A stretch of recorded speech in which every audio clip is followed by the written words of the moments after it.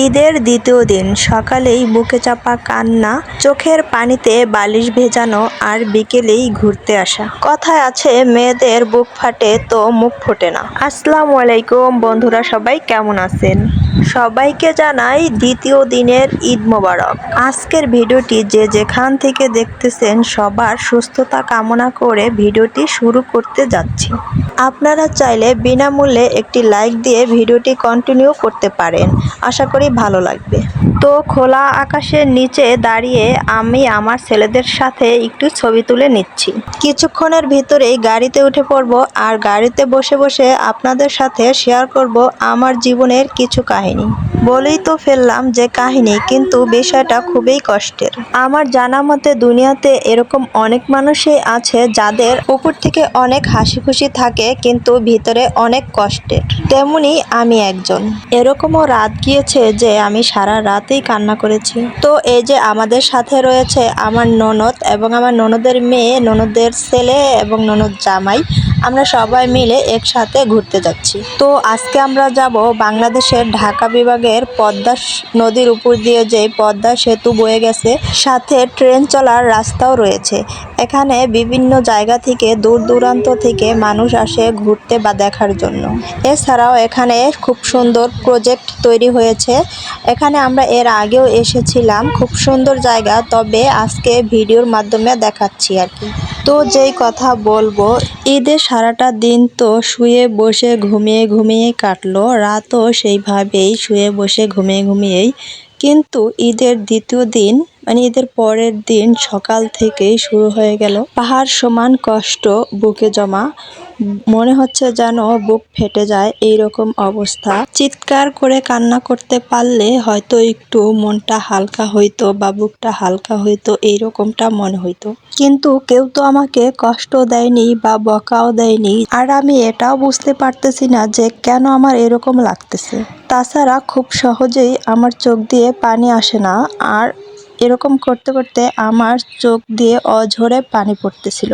সকালবেলা আমার বোনকে 10 বারের থেকেও বেশি কল করেছিলাম, কিন্তু একটা কলও সে রিসিভ করেনি। বিকালের দিকে জানা গেল যে সে নাকি ফোনের কাছেই ছিল না। এবার শুনুন একটি কথা, ঈদ মানে কি আনন্দ, ঈদ মানে কি খুশি। আর মানুষ সারা বছরও একবারও যদি বেড়াতে না যায়, তাহলে অন্তত বছরে একবার মানে এই ঈদ আসলে বেড়াতে যায়, তাই না? বা সারা মাসে সারা বছরও যদি কেউ কাউকে কল না করে, অন্তত ঈদের সময় কেউ কাউকে কল করে ভালো মন্দ খোঁজ খবর নেয়, বেড়াতে যেতে বলে, এই আর কি। কিন্তু কালকে ঈদের দিন সারাটা দিন গিয়েছে, সারাটা রাত গিয়েছে, আজকেও দিনের অর্ধেক চলে গেল, আমার ফোনে একটাও ফোন আসলো না আমার আত্মীয় স্বজনের কাছ থেকে। ঘাটতিটা কোথায় রয়েছে জানেন? কারণ আমার মা নেই। মা যখন ছিল তখন আমি ঘুম থেকে ওঠার আগেই মা কল করতো যে ঘুম থেকে ওঠোনি মা। মা সবসময় আমাকে মা মা বলেই ডাকতো। তার কিছুক্ষণ পরেই কল করতো, সেমাই রান্না করছো? তার কিছুক্ষণ পরেই আবার কল করতো যে ওদের কি নতুন ঈদের ড্রেস পরাইছো, তাহলে আমাকে ভিডিও কল করো, আমি দেখি আমার ভাইটাকে কেমন লাগতেছে। কোন ড্রেসটা পরাইছো, আমি যেটা দিয়েছি ওইটা নাকি অন্যটা বলো তো মা। তখন ইমন মিয়া একাই ছিল, ছোট ছেলে তখন ছিল না। আবারও কল করতো, কখন আসবি আমাদের বাড়িতে, সকালে আসবি নাকি বিকালে আসবি। আমি যদি বলতাম বিকালে আসবো, তাহলেই দুপুর 1টা 2টা থেকেই কল করা শুরু করে দিত যে বিকাল তো হয়ে গেছে, চলে আয়, আমি রাস্তায় দাঁড়িয়ে আছি, কখন রওনা করবি, এখনই চলে আয়। কথাগুলো বলতে আমার অনেক কষ্ট হয়ে যাচ্ছে। আর সেই জায়গা থেকে আজ আমার ফোনে একটা কল আসলো না, আর তখন ফোন হাতে থেকে রাখতে পারতাম না। মাকেও মাঝে মাঝে বলতাম তুমি ফোন রাখো, এই ফুপু ফোন করেছে, ওই মামা ফোন করেছে, এখন তাদের সাথে একটু কথা বলি, তুমি পরে কল করো। এই জন্যই তো বলে মানুষ, মা নেই যার দুনিয়াতে কেউ নেই তার। আর এইসব কারণেই হয়তো সকাল থেকে আমার বুকের ভেতরটা এরকম লাগতেছে। তখন তো বাবাও অনেক কল করতো, ভাই বোনেরাও কল করতো, আপু তুই কখন আসবি, তুই না আসলে তো আমাদের ভালোই লাগে না। আর বাবা তো আম্মু বলে ডাকতো আমাকে সব সময়ের জন্য, সেই সাথে আমার কাকারা মামারাও আমাকে আম্মু বলে ডাকতো। আর এখন মা না থাকায় সবার আদরেই শেষ। তো বন্ধুরা, আমি জানি না আমি পার্সোনাল বিষয়ে আপনাদের সাথে শেয়ার করতেছি, আপনারা কে কিভাবে নেবেন, তবে এই কথাগুলো আপনাদের সাথে শেয়ার করে আমার মনটা একটু হালকা লাগলো। যখন আমি কান্না করছিলাম তখনই ইমনের আব্বু বাড়িতে আসলো, আর সে আমাকে বারবার জিজ্ঞেস করলো যে তুমি কেন কান্না করতেছো, কিসের অভাব তোমার, কিসের অভাবে রেখেছি তোমাকে আমি। কিন্তু আমি তাকে কোনো উত্তরই দিতে পারিনি, শুধু বলছি জানি না কি হয়েছে, আমার বুক ফেটে যাচ্ছে, এই রকম লাগতেছে আর কান্না চলে আসছে এমনিতেই। সে আমাকে বলল সব কিছুর অভাবেই পূরণ করতে পারবো, কিন্তু তোমার একটি অভাব পূরণ করতে পারবো না। তোমার কি তোমার মায়ের কথা মনে পড়েছে? সে খুব ভালোভাবে বুঝে গেছে যে কি জন্য আমি এরকম করতেছি। সে আমাকে বলল চলো বিকেলে বের হই, ঘুরে আসি। তাই আমরা চলে আসছি বিকেলবেলা, একদম শেষ বিকেলে এখানে ঘোরার জন্য। আর এই দেখেন ইমন মিয়া সানগ্লাস চোখে দিয়ে কিরকম ভাব নিচ্ছে। আর এই জায়গার একদম পাশে রয়েছে আমার বোনের বাসা, সে জানেই না যে আমরা এখানে এসেছি। যাই হোক বন্ধুরা, ইমনের আব্বু এই যে আমাদের ভিডিও করে দিচ্ছে। আর এই দেখেন আশেপাশে কোথাও কোনো লাঠি দেখতেছি না, কিন্তু দুষ্টু মানে কাকে বলছে, এই দুষ্টু ছেলেটা মানে ইমাম কোথা থেকে একটা লাঠি খুঁজে এনেছে আর ছবি তোলার সময় ডিস্টার্ব করতেছে, শুধু বারবার এদিকে ওদিকে তাকাচ্ছে। বলছি ক্যামেরার দিকে তাকাও, এদিকে তো সে তাকাবেই না, আর এদিক সেদিক তো সে তাকাবেই, কারণ আশেপাশে এত লোক, সবাই ছবি তোলা ভিডিও করা নিয়ে ব্যস্ত আছে। সবাই এখানে এসেছে ঘোরার জন্য। আর এখানকার পরিবেশটা খুবই সুন্দর, একদম মনোমুগ্ধ একটা পরিবেশ। মানুষ সুন্দরভাবে ঘোরাফেরার জন্য এখানকার জায়গাটাও রয়েছে অনেক মানে বিশাল।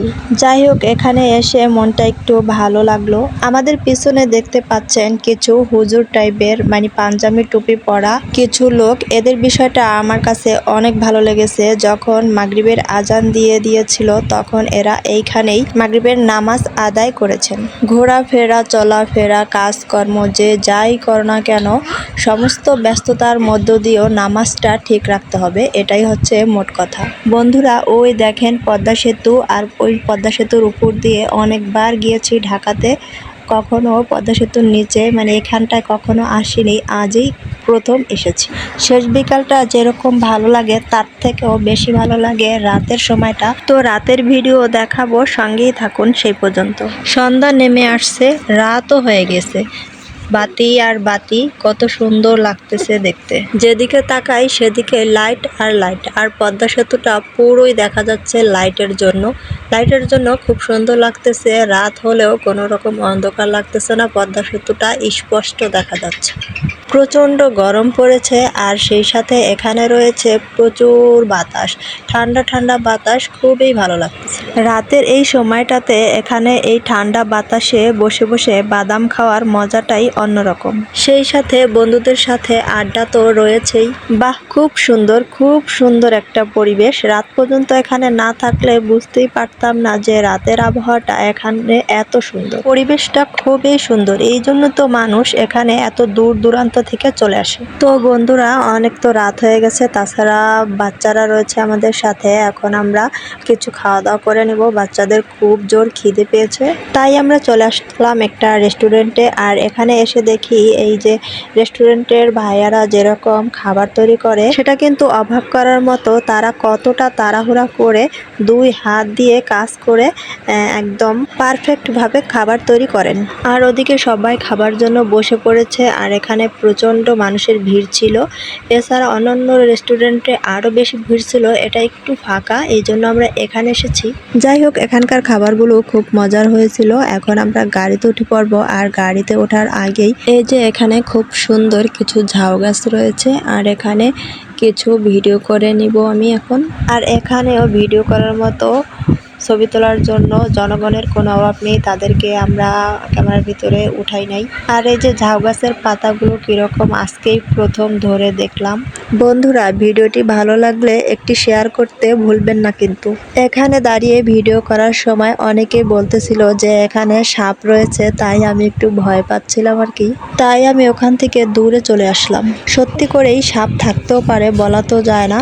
তো আমরা এখন গাড়িতে উঠে পড়ব। পদ্মা সেতুটা যেখান থেকে শুরু, রাতের বেলা এইখানটা খুব সুন্দর লাগছিল।